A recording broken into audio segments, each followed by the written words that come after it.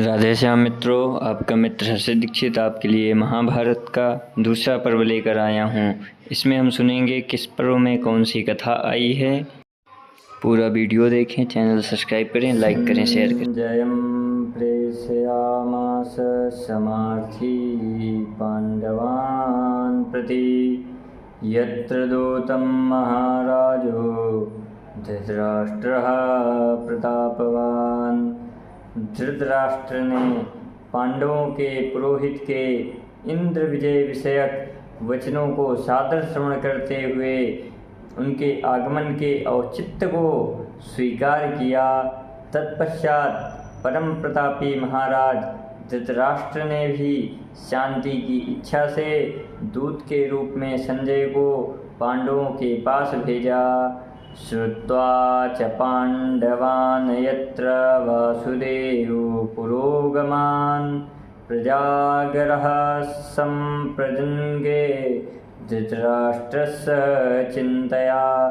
विदुरो यत्र वाक्यानि विचित्राणि हितानि च श्रावयामास राजानं धृतराष्ट्रं महिषिणम्। जब धृतराष्ट्र ने सुना कि पांडवों ने श्री कृष्ण को अपना नेता चुन लिया है और वे उन्हें आगे करके युद्ध के लिए प्रस्थान कर रहे हैं, तब चिंता के कारण उनकी नींद भाग गई। वे रात भर जागते रह गए। उस समय महात्मा विदुर ने मनीषी राजा धृतराष्ट्र को विविध प्रकार से अत्यंत आश्चर्यजनक नीति का उपदेश किया है। वही विदुर नीति के नाम से प्रसिद्ध हुई है।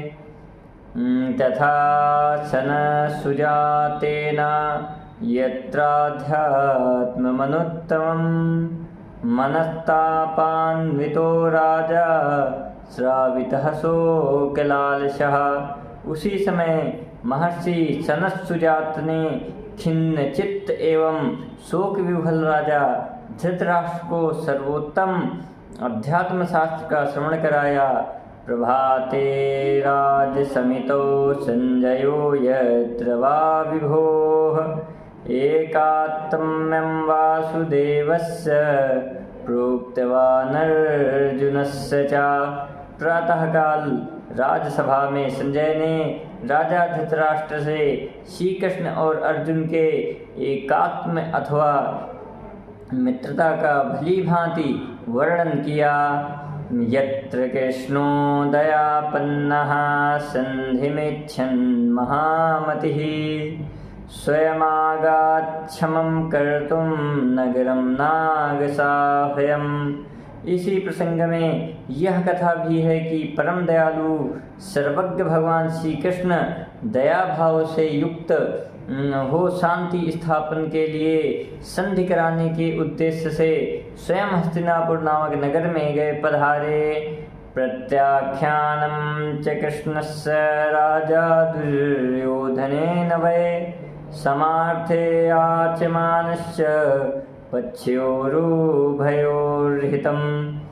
यद्यपि भगवान श्री कृष्ण दोनों ही पक्षों का हित चाहते थे और शांति के लिए प्रार्थना कर रहे थे, परंतु दुर्योधन ने उनका विरोध कर दिया।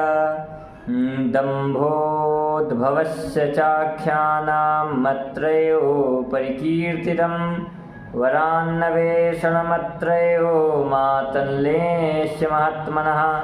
इसी पर्व में दम्भोद्भव की कथा कही गई है और साथ ही महात्मा मातलिका अपनी कन्या के लिए वर ढूंढने का प्रसंग भी है। महर्षेश्चापि चरितं कथितं गालिवस्य वै विदुलायास्य पुत्रस्य प्रोक्तं चापनुशासनम्। इसके बाद महर्षि गालों के चित्र का वर्णन है। साथ ही विदुला ने अपने पुत्र को जो शिक्षा दी है वह भी कही गई है। कर्ण दुर्योधनादीनां दुष्टं विज्ञाय मंत्रितं योगेश्वरत्वं कृष्णेन यत्र राजां प्रदर्शितम्।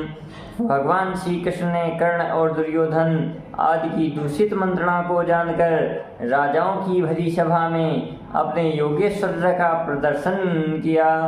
रथमारोप्य कृष्णेन यत्र कर्णोऽनुमन्त्रितः उपाय पूर्वं सौटिर्यात् प्रत्याख्यातश्च तेन सह।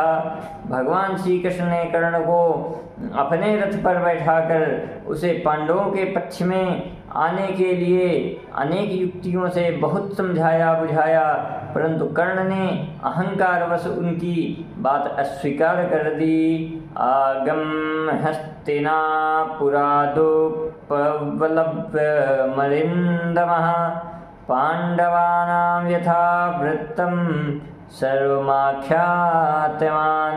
शत्रुसूदन श्री कृष्ण ने हस्तिनापुर से उपप्लव्य नगर आकर जैसा कुछ वहाँ हुआ था सब पांडवों को कह सुनाया। ते तस्य वचनं श्रुत्वा मन्त्रित्वा च यद्धिदं सांग्रामिकं ततः सर्वं सज्जं चक्रुः परं तपः। शत्रुघाती पांडव उनके वचन सुनकर और क्या करने में हमारा हित है यह परामर्श करके युद्ध संबंधी सब सामग्री जुटाने में लग गए।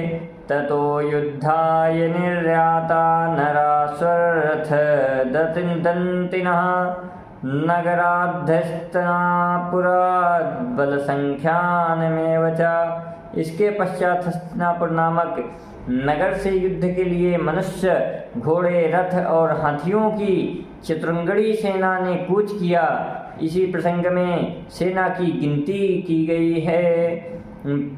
यत्र राजा लूकस्य प्रेषणं पांडवान् प्रति शोभामिनी महायुद्धे धौतेन कृतवान् प्रभु। फिर यह कहा गया है कि शक्तिशाली राजा दुर्योधन ने दूसरे दिन प्रातःकाल होने वाले महायुद्ध के संबंध में उलूक को दूत बनाकर पांडवों के पास भेजा। रथातिरथ संख्यान मम्बोपाख्यानमेव च एतत् शुभ्रः वृत्तान्तं पंचमं पर्व भारते। इसके अनंतर इस पर्व में रथी, अतिरथी आदि के स्वरूप का वर्णन तथा अम्बा का उपाख्यान आता है। इस प्रकार महाभारत में उद्योग पर्व पांचवा पर्व है और इसमें बहुत से सुंदर सुंदर वृत्तांत हैं। उद्योग पर्वं निर्दिष्टं संधि विग्रह मिश्रितम् अध्यायानां सततं शतं प्रोक्तं षडशीतिर्महर्षिणा श्लोकानां खट्सहस्राणि तावन्तेव शतानि च। श्लोकश्च 90 प्रोक्तस्थैवाष्टो महात्मना व्यासेनोदारमतिना पर्वण्यस्मिस्तपोधनाः अतः परं विचित्रार्थं भीष्मपर्व प्रचक्षते। इस उद्योग पर्व में श्री कृष्ण के द्वारा संधि संदेश और उलूक के विग्रह संदेश का महत्वपूर्ण वर्णन हुआ है।